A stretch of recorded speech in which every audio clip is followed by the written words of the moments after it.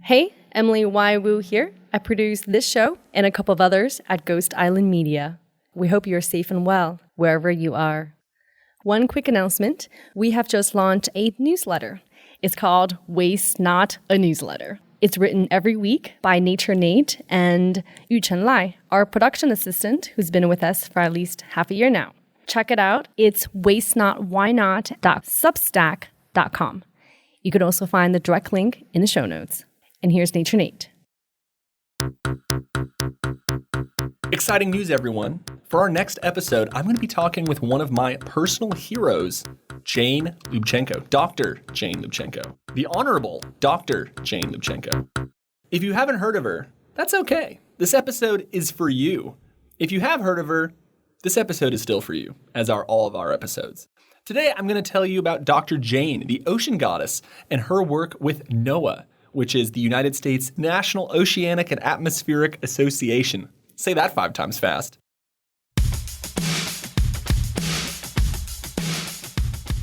Basically, Jane was the head of NOAA in the US. I feel like I have to add the US part, as we have so many international listeners now. It's going to be a very US-centric episode, so sorry, y'all. But what is NOAA? Do you know about NOAA? If NOAA, you shoulda.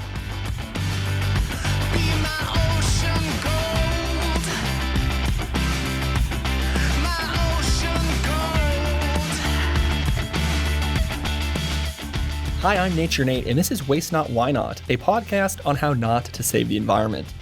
I'm an environmental researcher based in Taiwan working on ocean waste and energy issues. And today we focus on the ocean, our ocean.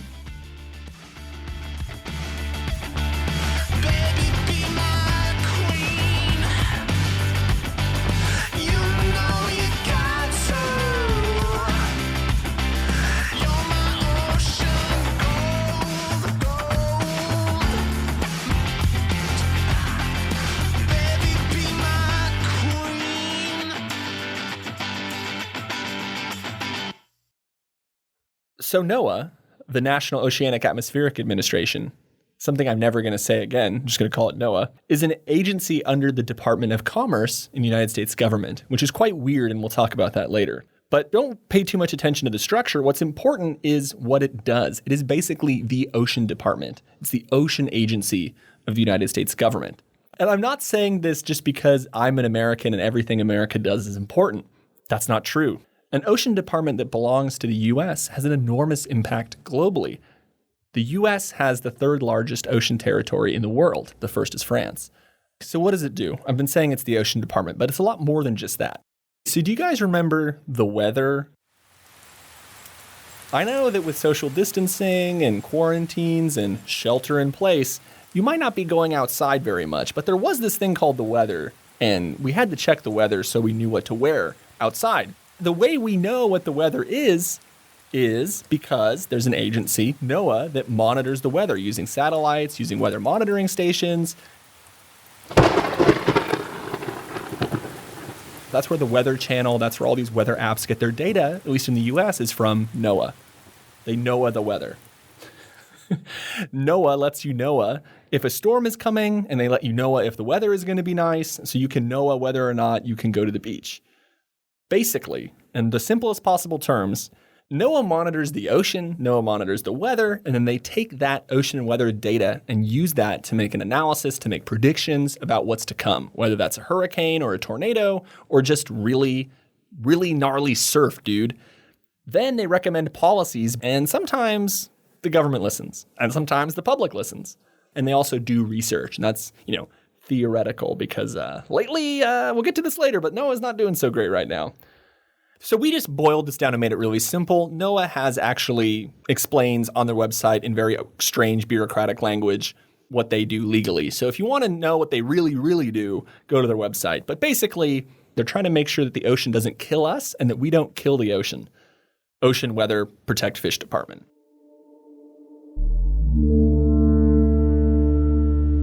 So a little bit of history. I know who cares about the past, but for NOAA, it's interesting because NOAA was actually formed out of 4 different agencies. The first one was founded in 1807, and that was the United States Coast and Geodetic Survey. It's from 1807, so I don't think people use that word anymore. Maybe they do. Back in the old days, we didn't actually know what the U.S. coastline looked like. We had to send people out and go measure it and figure out, what shape is this beach? Is this beach going to flood? Where are the good fish at? That was kind of NOAA's purpose. And for a long time, there were all these distinct agencies. And then in 1970, under Nixon's administration, now keep in mind, this is the same time as the Vietnam War. This is the same time as I think he's about to be impeached soon for Watergate. And Nixon is also creating the Environmental Protection Agency. They're passing the Clean Water Act. They're passing the Clean Air Act. And also at the same time, Nixon is bringing together these different agencies into one Frankenstein agency to basically take the Weather Agency, the Fisheries Agency, and the Coastal Survey Agency and put them into one thing called NOAA, which makes a lot of sense. What doesn't make a lot of sense is where NOAA ended up. NOAA was originally going to go under the Department of the Interior, but because the head of the Department of Interior hated the Vietnam War and hated Nixon, Nixon got revenge by putting NOAA inside of the Department of Commerce. And the Department of Commerce is responsible for things like international trade, patent law, and also managing our weather service. So it doesn't quite fit in, but I guess everybody's just going with it now. So NOAA, the EPA, the Endangered Species Act, all of the good, bold environmental policies that the U.S. created was under a Republican president who was impeached, who was locked inside of forever wars. So there's hope, guys. For some more context, it's not just NOAA, truthfully. The U.S. has about 20 federal agencies and more than 140 federal ocean laws managing the ocean. So NOAA is one department, and it's a very important one, but it's not the only one. You have the Environmental Protection Agency, you have U.S. Fish and Wildlife, you have the United States Geological Survey, you have a lot of different people doing stuff related to the ocean. But NOAA is one of the most important ones, if not the most important one. Anyway, moving on, let's move into the future. So now that you know a bit about history of the agency, what makes the head of it so special? Why is Dr. Jane so special, and why are we talking about her?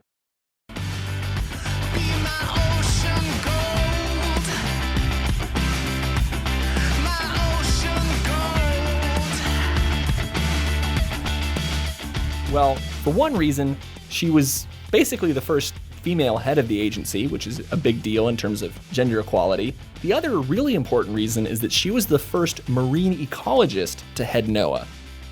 Dr. Jane was famous as a marine ecologist in her own right when she joined Obama's science team and became the administrator of NOAA from 2009 to 2013. She was alongside other people like Lisa Jackson, who headed the EPA. She's now head of sustainability at Apple.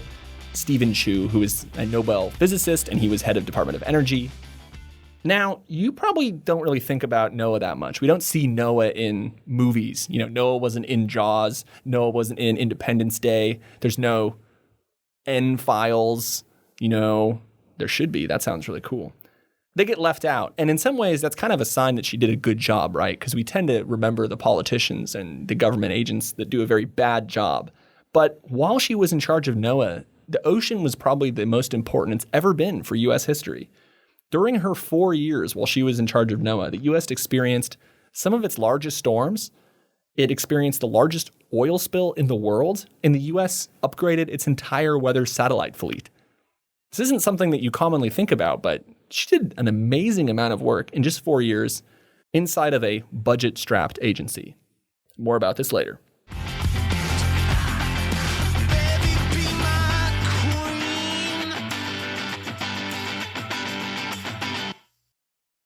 So NOAA is a weird agency, right? It's like a sausage agency or a Frankenstein agency made up of all these different parts, and it's in the wrong section.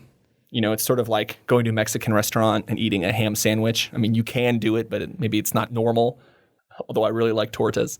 Now, the weirdest thing is the juxtaposition between NOAA's placement and what it's responsible for. Now, by some conservative estimates, the ocean and coastal states in the U.S. make up 1/3 of GDP. And we know that globally, the ocean provides $1.4 trillion in economic benefits. Think about corals, think about coastal tourism, think about coastal restaurants, think about trade, oil and gas, which we don't like, but it is a part of the ocean economy. Think about all these major issues. Think about the U.S. Navy, the U.S.'s ocean supremacy.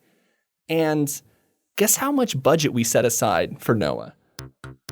In 2020, NOAA's budget was $5 billion. That might sound like a lot to you and me, but that's a decrease of $900 million from 2019. Let's compare it to another agency which is very famous and that everybody likes, NASA. NASA has a budget in 2020 of $22 billion, and that represents 0.5% of the U.S.'s entire budget. So the U.S. sets aside less than 0.25% of its budget for an agency that manages 1/3 of U.S. GDP. I mean, not manages. The U.S., they don't give NOAA money. NOAA money for NOAA. When comparing to NASA, I'm not saying that we should cut NASA's budget and give it over to NOAA. We should increase NOAA's budget to match NASA's. Or we should increase both of their budgets. We should support science and exploration. Maybe we want to take some of that money away from the military. Maybe we want to take it away from oil and gas subsidies. I don't know. I'm just a podcaster and a researcher. I'm qualified to say this. This is not just a U.S. problem. This is a problem across countries. Very few countries really invest the money that's necessary into ocean and coastal conservation. One timely thing to mention is climate negotiations, because they were just postponed. Climate negotiations historically had not really emphasized the importance of the ocean. During COP21, the first COP that I attended, there was a very large ocean section, probably because France has the largest ocean territory in the world. But still, that took 20 COPs to talk about the role that the ocean plays for climate. But we know that since the 1970s, the ocean has absorbed more than 90% of the excess heat from global warming. So I feel like we should have brought it up earlier than 20 years into the negotiation process. All this is to say is that globally, we ignore the ocean. And that in the US, it's particularly bad because we have an underfunded Frankenstein, confusing agency with a tiny budget relative to the thing that they're managing. And then combined with that, the ocean is absolutely critical to all life on Earth. What could go wrong? And oh, do things go wrong? Maybe you don't have this on your calendar like I do, but happy 10-year spill-iversary, British Petroleum. We will never forget your criminal negligence. That's right. 10 years ago, the largest oil spill in history occurred. And this also happened during Dr. Jane's tenure. I don't want to just go into the BP oil spill right now. I just want to highlight that this was one of the most significant oil spills in the world. And this was just one of the many things that Dr. Jane dealt with. During Jane's time, NOAA saw the largest oil spill in global history, the Deepwater Horizon Spill. You had some of the strongest superstorms that the U.S. ever saw, including Superstorm Sandy that drowned Manhattan. And also during this time, I have to sing this part, sorry. NOAA predicted 770 tornadoes, 70 hurricanes and tropical storms, 6 floods, 3 tsunamis, and a partridge in a pear tree. And also a growing consensus for the need for marine protected areas as a result of collapsing fish stocks.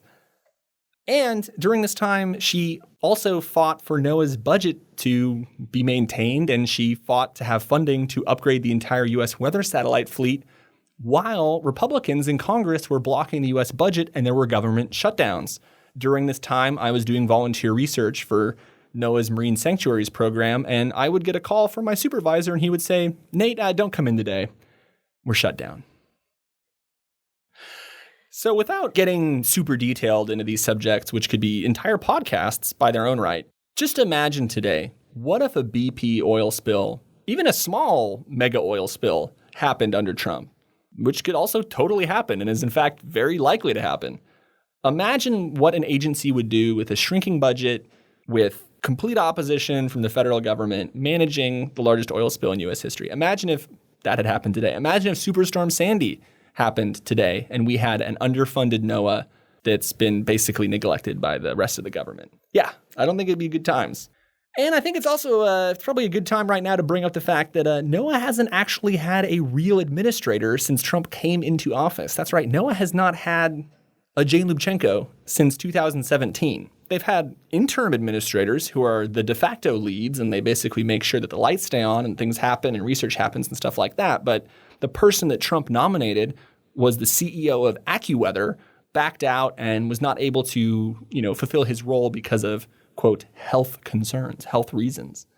And when a superstorm did come to the U.S., you might have remembered the news about Sharpiegate, how Donald Trump said that the storm was going to hit Alabama, and then NOAA said it wasn't, and then there was this back and forth, and then there was a Sharpie drawn on the map, and there was a lot of confusion. Yeah, that happened because there's no one at the wheel right now, competent government official who cares about science, who cares about the social contract between science and advocacy and public policy. So that was a preamble to let you know what NOAA is and how amazing Dr. Jane is and why her work really matters and how, in many ways the U.S. has fallen quite far from where that was when I was in my master's program and when we had scientists running things. So now you know. Stay tuned for next week with my conversation with Dr. Jane, where we're going to go over everything we talked about and we're going to talk about a lot more. She's really an amazing speaker, and I think you guys are going to really like our next episode. In the meanwhile, stay safe, stay indoors, unless you're free to go outside like I am, but I wear a mask because masks work. I'm Nature Nate. This has been Waste Not, Why Not. If you listen this far, you're probably a nerd like I am, and I want to let you know that we also have a newsletter. Go to Substack, wastenotwhynot.substack.com, sign up. If you don't normally stay around for the credits, you might miss, but there's this guy, Yu-Chen who's helping out on the show. He's sitting here as we record now. You might hear his giggles in the background. Yu-Chen's been great. He's managing our Twitter, and he's also helping us write these episodes. So I wanted to introduce Yu-Chen as another sort of audio character for you guys, in addition to Emily Y. Wu and myself, Nature Nate. Join the newsletter. Yu-Chen and I write it. We have memes. Yu-Chen makes the memes. I'm Nature Nate, and this has been the Waste Not, Why Not podcast. We recorded this today at MyCoin, a Bitcoin exchange in Taipei, Taiwan. Do you have a question for us? Email your voice recording. You could just send us an email, actually. You don't have to send your voice. But email us at ask@wastenotwhynot.com. Give us a rating on Apple Podcasts. Become a monthly supporter on Patreon. We are Waste Not, Why Not on Patreon and Waste Not Pod on Twitter and Waste Not, Why Not on Substack. That's where you can get our newsletter. This has been a Ghost Island Media production based in the Republic of Taiwan. This episode was produced by Emily Y. Wu and myself. Our production assistant is Yu-Chen Lai, and he also helped to tweet this show. Brand design by Thomas Lee. Thanks for listening. Bye-bye.